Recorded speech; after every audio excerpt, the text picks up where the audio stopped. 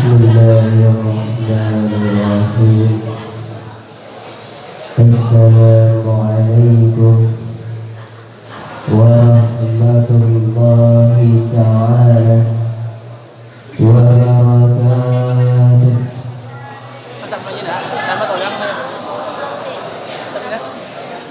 Alhamdulillahilladzi hadana lihada wa ma kunna linahtadiya laula an hadana Allah wa ashhadu an la ilaha illallah wa ashhadu anna sayyidana Muhammadan abduhu wa rasuluh la nabiyya ba'dah.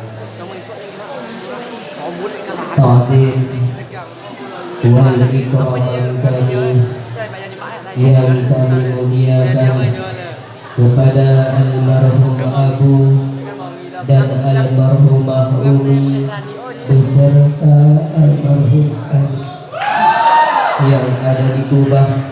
Hanyalah doa yang dapat kami sampaikan. Allahumma ghfir lahuma warhamhuma wa'afihima wa'fu anhuma. Dan kepada Abu Pucuk pimpinan Dayah Istiqamatuddin Darul Ma'arif dan Darul Ma'arifah beserta keluarga, dan kepada seluruh dewan guru yang telah mengajari kami, yang telah mendidik kami ke jalan yang diridai oleh Allah Subhanahu wa ta'ala. Wabil khusus kepada dewan juri yang arif dan bijaksana, dan yang istimewa sekali kepada seluruh para talabah yang dirahmati oleh Allah. Hadirin para talabah yang dirahmati oleh Allah, seiring berjalannya waktu, semakin hari umur kita semakin berkurang. Kita hidup berada di tengah-tengah kematian, yang dimana hal tersebut masih terwaham pada diri kita.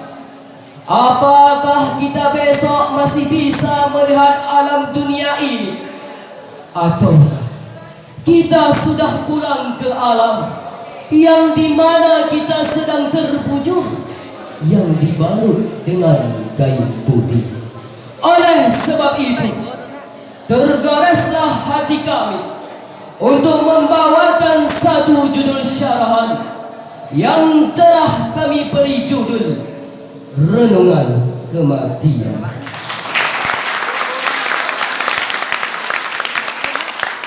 Hadirin para talabah yang dirahmati oleh Allah, simpang siur kehidupan manusia pasti tak terlepas dengan ikatan kematian. Kematian merupakan bukan hal yang ragu lagi bagi kita, karena setiap makhluk yang hidup di atas permukaan bumi ini pasti akan berujung dengan kematian. Sudah sepantasnya kita mengakui bahwa kita akan mati. Namun kebanyakan dari kalangan kita sendiri menganggap kematian itu adalah hal yang masih jauh sekali, seakan-akan ia masih bisa hidup beberapa tahun lagi. Padahal kematian itu adalah hal yang paling dekat dengan kita, yang mana kita belum tentu masih bisa hidup hari-hari yang selanjutnya. Maka tahukanlah wahai hadirin, hidup ini bukan semata-mata untuk hidup. Hidup ini bukan semata-mata untuk kita mengenyangkan perut. Akan tetapi hidup ini untuk kita berupiah kepada Sang Maha Hidup. Allah lah yang bersifat dengan hayat, yang mana sifat hayat pada Allah bersifat kekal selamanya. Tidak pada kita manusia, Akan tetapi kita hidup di dunia ini hanya untuk sementara, yang mana kita pasti akan merasakan yang namanya al-maut. Sesungguhnya setelah itulah awal hidup kita yang hakiki, yaitu hidup setelah mati. Bukan di dunia ini saudara, akan tetapi dunia ini laksana sebuah tempat persinggahan, yang dimana kita sedang menuju ke sebuah lubang yang dinamakan dengan liang lahat. Di sanalah kita akan tertidur pulas sampai datangnya hari kita dibangkitkan kembali. Dan di saat itu hidup ini mulai terasa sunyi. Tiada satu orang pun yang bisa menemani. Kemanakah kekasih hati yang dulunya selalu kita puji-puji, yang dulunya kamu selalu berdua, seakan-akan dunia ini milik kalian berdua. Namun setelah kamu tiada, dia pergi dengan kekasih barunya, dengan tanpa bekas kenangan yang dulu kamu punya. Dia bersenang-senang di dunia, sedangkan kita menahan siksa kubur dengan penuh derita, yang didatangi dengan dua malaikat yang berwajah gelap, yang akan mempertanyakan beberapa persoalan. Apabila kita tidak bisa memberi jawaban, tiada lagi yang namanya kata penyesalan, karena waktu sudah terus berjalan dan tidak bisa untuk diputarkan. Sedangkan kita hidup di dunia, hidup dengan penuh syandaria, yang setiap hari kita sibuk mengejar harta dengan tanpa rasa cukup apa yang sudah kita punya, sehingga kita lupa akan kematian yang akan menjemput kita. Padahal Allah pernah mengatakan dalam Al-Quran, kullu nafsin za'iqatul maut. Tiap-tiap yang bernyawa, tiap-tiap yang hidup, ia pasti akan merasakan yang namanya mati. Ia pasti akan merasakan yang namanya alam kubur. Ia pasti akan merasakan yang namanya meninggalkan sang kekasih dan si buah hati. Memang hari ini kita masih sehat-sehat saja. Memang hari ini kita masih tua. Memang hari ini kita masih muda. Akan tetapi syaratnya mati tidak perlu kita tua. Syaratnya mati tidak perlu kita lemah. Syaratnya mati tidak perlu kita sakit. Kalau janji kita sudah tiba pada waktunya, disitulah turun ayat Allah, فَإِذَا جَاءَ أَجَلُهُمْ لَا يَسْتَأْخِرُونَ سَاعَةً وَلَا يَسْتَقْدِمُونَ. Apabila telah datang ajal mereka, لَا يَسْتَأْخِرُونَ سَاعَةً, mereka tidak dapat mentakhirnya sedikit pun, وَلَا يَسْتَقْدِمُونَ, dan tidak dapat mendahulukannya. Karena aina takunu yudrikumul maut, dimanapun saja kita berada, dimanapun saja kita sembunyi, kematian pasti akan menghampiri kita. Kematian pasti akan mendapatkan kita. Walau kuntum fi burujin musyayyada, sekalipun kita berada di dalam benteng yang tinggi dan kokoh. Hadirin para tawabat yang dirahmati oleh Allah.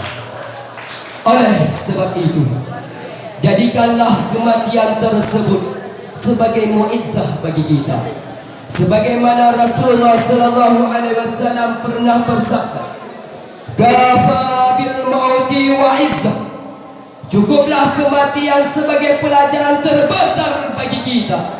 Memang saudara, hari ini kita yang menggali kubur untuk orang, hari esok orang lain pula yang akan menggali kubur untuk kita. Hari ini kita yang memandikan orang, hari esok orang lain pula yang akan memandikan kita. Hari ini kita yang menyalatkan orang, hari esok orang lain pula yang akan menyalatkan kita. Kita pasti akan terbujur juga seperti mereka. Kita pasti akan memakai juga kain putih yang tanpa pikiran. Kita sama seperti mereka. Kita setara dengan mereka. Oleh sebab itu, Janganlah kamu hidup seenak-enaknya, seakan-akan kamu hidup selamanya, seakan-akan kamu tidak pernah merasakan yang namanya mati. Padahal hidup ini persis sebuah mimpi, yang dimana kita sedang tertidur, yang belum terbangun. Kapan kita terbangun? Kapan kita sadar? Ketika kita melihat jasad kita sedang terbaring di hadapan banyak orang-orang. Inna lillahi wa inna ilaihi raji'un. Sesungguhnya kita milik Allah, dan kepada Allah lah kita akan kembali. Baru terasa bahwa hidup ini tidaklah lama. Oleh karenanya, banyaklah kamu mengingat mati. Mengingat mati bukan hanya mengingat kapan kita mati, namun ingatlah apa yang sudah kita persiapkan untuk kematian. Apa amalan kita ketika kita memakai kain kafan? Sudah sanggupkah kita? Sudah siapkah kita untuk menerima semuanya? Maka saudara, mari bertaubat sebelum itu terlambat. Karena kematian tidak menunggu kamu bertaubat dahulu. Akan tetapi, bertaubatlah sekarang sebelum kematian datang. Beramallah untuk dunia seakan-akan kamu hidup selamanya. Beramallah untuk akhirat seakan-akan kamu mati esok. Hadirin para kawan yang dirahmati oleh Allah, seorang pemeran film drama One Pendek yang bernama Mahesa, yang diperankan oleh Jeffrey Nicole, dia pernah berkata kepada kekasihnya Alana. Apa kata Mahesa? Kita hidup layaknya seperti anak kecil. Coba kita lihat anak kecil, ketika dia diberikan mainan oleh bapaknya, dia senang, dia bahagia, dia tertawa, bahkan dia lalai dengan mainan tersebut. Akan tetapi, coba mainan tersebut kita ambil, coba mainan tersebut rusak, coba mainan tersebut hilang. Ia menangis, ia berteriak, bahkan ia meminta untuk diberikan kembali. Begitulah tamsilan hidup kita. Ketika kita dikasih harta, ketika kita dikasih jabatan, ketika kita berada di sekeliling orang-orang yang kita cintai, kita senang, kita bahagia, kita tertawa, bahkan kita lalai dengan semua itu. Akan tetapi, ketika semua itu diambil, harta kita diambil, jabatan kita diambil, kita menangis, kita bersedih, bahkan kita memaki-maki Allah dengan mengatakan bahwa Allah itu tidak adil.